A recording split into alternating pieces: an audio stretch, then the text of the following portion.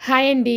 నిన్నటి వీడియోలో ఈ రుబ్బురోలు గురించి చెప్పాను కదండీ! ఇంక ఈరోజైతే దీన్ని ఏ విధంగా క్లీన్ చేయాలి, ఏ విధంగా సీజనింగ్ చేయాలని చెప్పేసి చూసేద్దామండి.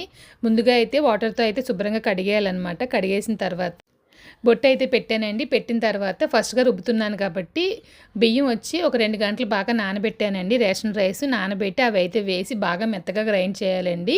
ఇలా చేయడం వల్ల ఏంటంటే లోపల చిన్న చిన్న ఇసక లాంటిదంతా పోతుందనమాట. మనం డైరెక్ట్‌గా పచ్చడి గానీ ఏదైనా రుబ్బామంటే కనుక ఈ చిన్న చిన్న రాళ్ళు లాంటివి అందులోకైతే వెళ్ళిపోతాయి.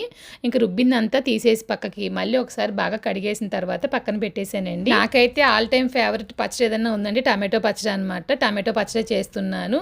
కొంచెంగా ఆవాలు, మినపప్పు, ధనియాలు, జీలకర్ర, ఎండుమిర్చి, పచ్చిమిర్చి వేసి వేగిన తర్వాత టమాటో ముక్కలు వేసేసి బాగా ఫ్రై చేసేయాలండి.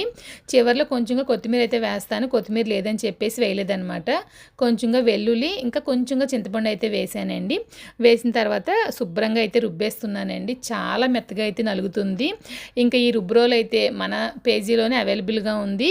మీకు ఎవరికైనా కావాలనుకుంటే కనుక స్క్రీన్ పైన నెంబర్ ఇచ్చానండి, దానికి వాట్సాప్ చేసి చూడండి. ఉల్లిపాయ అయితే రుబ్బేటప్పుడే వేసేస్తానమాట. నేను మర్చిపోయానని చెప్పేసి తినేటప్పుడు అయితే కట్ చేసి తింటున్నానండి. ఇంకా చెప్పనక్కర్లేదు, టమాటో పచ్చడి ఎప్పుడు చాలా బాగుంటుందన్నమాట. మరి మీరు కూడా ట్రై చేసేయండి.